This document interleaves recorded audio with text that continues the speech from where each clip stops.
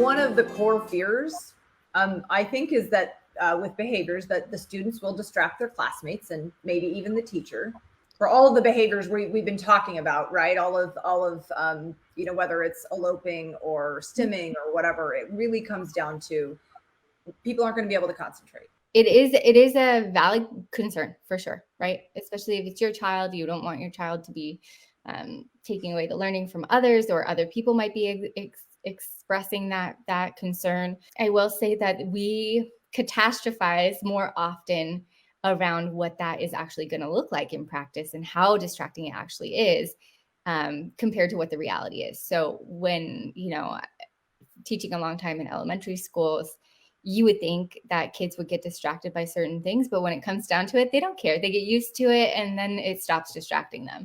There might be little things here and there that do take away from the learning in that moment.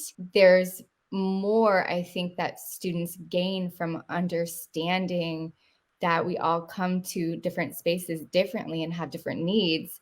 And so that really teaches kids how to be compassionate, and also how to accept those moments when they're feeling stressed out too, and knowing that they're not alone when they're having a bad day, because they see that other people do too sometimes, or other kids their age have different challenges. They might not look the same as theirs, but they're just different. And so, I mean, it is a valid concern too. If, there have been a couple cases where I've worked with students that are consistently expressing that the gen ed classroom is too much for them. And these are students, in my experience, they've been students who've experienced quite a bit of trauma, who have gone through a lot in their lives, or are currently going through a whole bunch. Their basic needs may or may not be being met.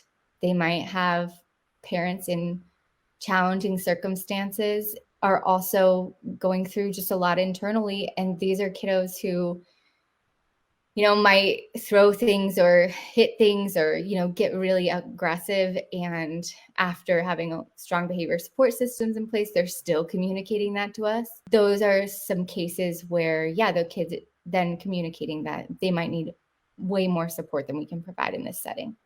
And so maybe we need to look at alternate settings, but that's the exception, not the rule, and oftentimes it's flip-flopped, where we think most kids with behavior challenges shouldn't be in gen ed, where it's really the opposite, that most kids with behavior challenges can be in gen ed, and there are some that may need more additional support in different settings and environments.